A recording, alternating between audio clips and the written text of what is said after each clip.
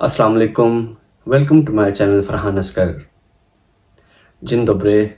Witam na mój kanał Farhan Askar. Mam nadzieję, wszyscy są w porządku.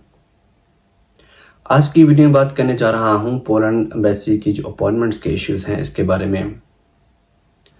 मुझे बहुत से दोस्तों ने, सब्सक्राइबर्स ने और मेरे देखने वालों ने मुझे मैसेजेस किए कि उनकी अपॉइंटमेंट्स नहीं आ रही। कोई 3 महीने से वेट कर रहा है, कोई 5 महीने, हत्ता कि एक मेरे दोस्त हैं, जानने वाले सब्सक्राइबर हैं, उन्होंने मुझे मैसेज किया कि 10 महीने से उनका अपॉइंटमेंट्स की कोई वेरिफिकेशन नहीं आ रही, कोई ईमेल नहीं आ रही।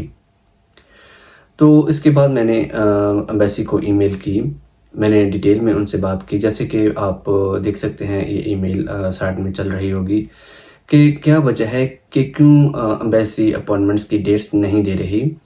जितने भी एप्लीकेंट्स हैं वो बहुत ज़्यादा परेशान हैं, उनको अपॉइंटमेंट्स का टाइम नहीं मिल रहा। काइंडली आप इसमें कोई हेल्प करें या कोई अल्टरनेटिव या कोई मुतबादल बताएं कि कैसे जो बंदा पोलैंड एम्बेसी में वर्क परमिट के लिए आना चाहता है वो कैसे अपॉइंटमेंट हासिल करे। इसका कोई ना कोई सोल्यूशन तो दे।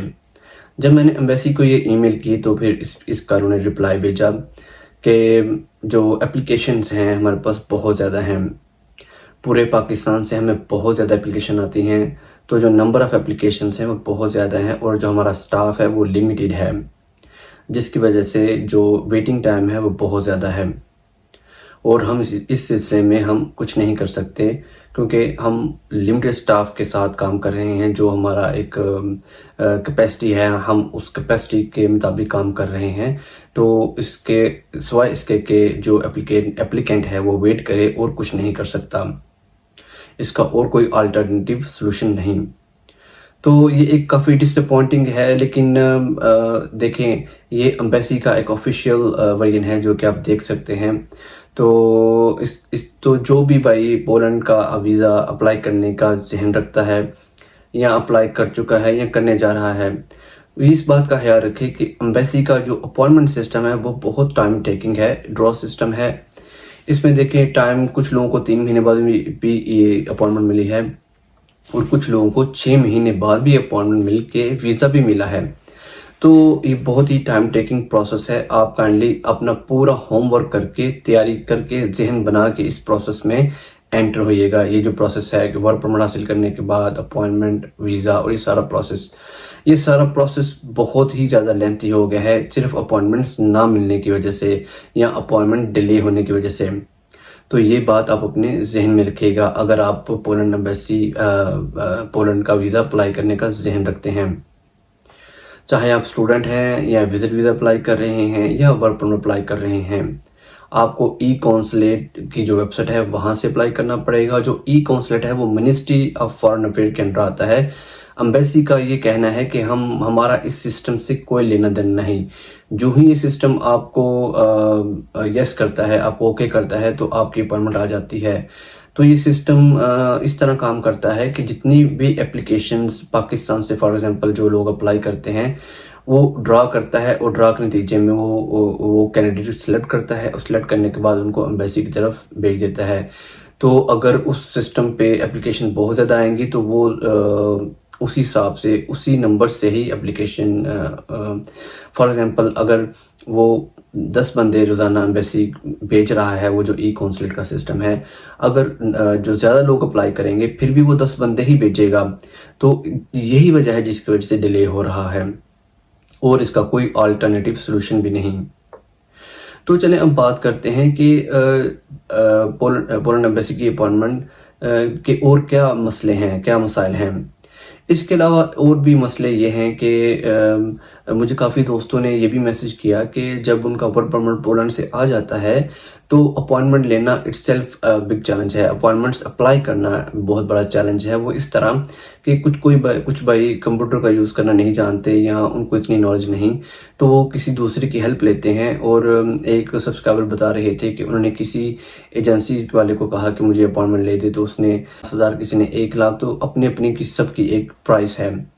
تو دوستو جو بھائی بھی پولینڈ ایمبیسی کی اپوائنٹمنٹ اپلائی کرنا چاہتا ہے، میری ڈیٹیل میں ویڈیو موجود ہے، اس میں نے سٹیپ بائی سٹیپ بتایا ہوا ہے کہ آپ کیسے اپنی اپوائنٹمنٹ اپلائی کر سکتے ہیں.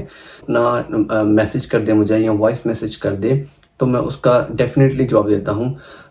تو یہ آپ گھر بیٹھے خود اپنی اپوائنٹمنٹ اپلائی کر سکتے ہیں، آپ کو کسی دوسرے بندے کی ضرورت نہیں. بہت ہی سمپل پروسیس ہے. تو اس طرح سے آپ فری اپنی اپوائنٹمنٹ اپلائی کر سکتے ہیں اور آپ کو پتہ ہوگا کہ کیا پروسیس ہے، آپ کی لرننگ ہوگی، آپ کے نالج میں اضافہ ہوگا. جب آپ اپوائنٹمنٹ اپلائی کرتے ہیں تو اس میں بس آپ نے ایک چیز کا دھیان رکھنا ہے کہ آپ کا پاسپورٹ نمبر، آپ کا نام، آپ کا سر نیم اور آپ کی جو ورک پرمٹ کی انفارمیشن ہے یہ کریکٹ ہو. اس کے علاوہ اگر آپ کوئی مسٹیک کر بھی دیتے ہیں، فار ایگزامپل ایڈریس میں تھوڑی بہت غلطی ہو جاتی ہے یا اس کے علاوہ کوئی چھوٹی موٹی آپ کی غلطی ہو جاتی ہے تو وہ امبیسی والے درگزر کر دیتے ہیں، اس کا ایشو نہیں بناتے.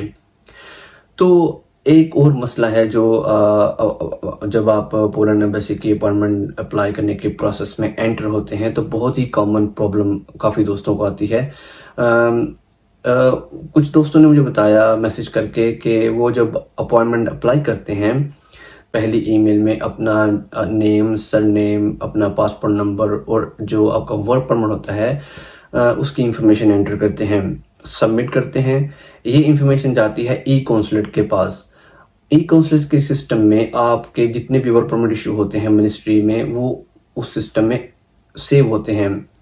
تو جو ہی آپ اپوائنٹمنٹ یہاں سے اپلائی کریں گے، آپ کی انفارمیشن جو آپ بھیج رہے ہیں اور جو ای کونسلیٹ کے سسٹم میں پڑی ہے منسٹری کے اندر، وہ آٹومیٹیکلی ٹیلی کرتے ہیں، اس کو میچ کرتے ہیں.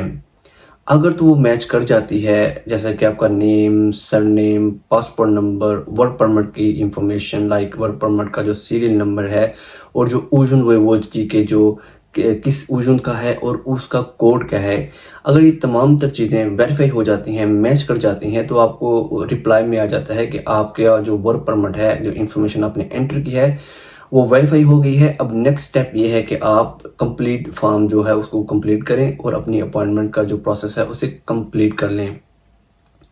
لیکن اس پروسیس پہ آ کے کافی لوگوں کی جو اپلیکیشن ہے وہ ریجیکٹ ہو جاتی ہے. ریجیکشن کی وجہ یہی ہے کہ آپ کی جو انفارمیشن جو یہاں پہ آپ ڈال رہے ہیں اپوائنٹمنٹ کے لیے، جو آپ سینڈ کر رہے ہیں، اور جو انفارمیشن منسٹری کے پاس سیو ہے وہ ٹیلی نہیں ہو رہی، وہ میچ نہیں ہو رہی.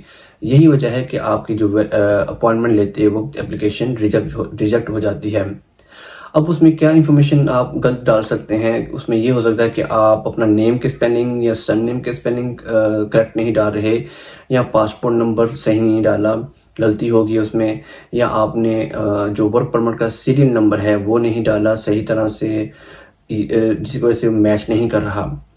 چلیں اگر دیکھیں کہ اگر آپ نے تمام انفارمیشن صحیح ڈالی ہے تو پھر بھی وہ ریجیکٹ کر رہا ہے، آپ کی اپلیکیشن میچ نہیں ہو رہی، ویریفائی نہیں ہو رہی، تو اس کا مطلب یہ ہوا کہ آپ کا جو ورک پرمٹ ہے وہ صحیح نہیں، وہ فیک بھی ہو سکتا ہے یا اس میں کوئی ایشو بھی ہو سکتا ہے. تو اس کا سب سے پھر بیسٹ سلوشن یہی ہوتا ہے کہ جہاں سے آپ نے ورک پرمٹ لیا ہے، اگر تو آپ نے ڈائریکٹلی کسی کمپنی سے ورک پرمٹ لیا ہے تو آپ ان کو کانٹیکٹ کریں، ان کو بتائیں کہ آپ نے تمام تر انفارمیشن ویریفائی کی ہے لیکن پھر بھی آپ کے جو اپوائنٹمنٹ کا جو پروسیس ہے وہ ویریفائی نہیں ہو رہا، ورک پرمٹ میں ایشو ہے، تو وہ ڈیفینیٹلی پھر اوژن سے رابطہ کریں گے اور اوژن والے اس کو چیک کریں گے. اور اگر آپ نے کسی ایجنسی سے لیا ہے تو پھر بھی آپ ان سے رابطہ کریں کہ آپ کی اپلیکیشن ویریفائی نہیں ہو رہی، کیا ایشو ہے.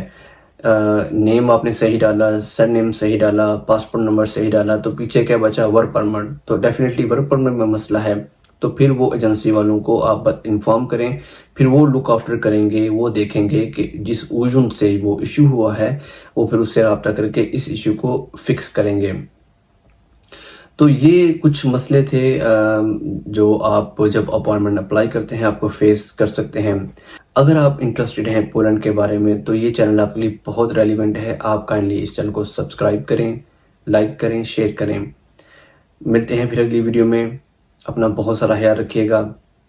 اللہ حافظ.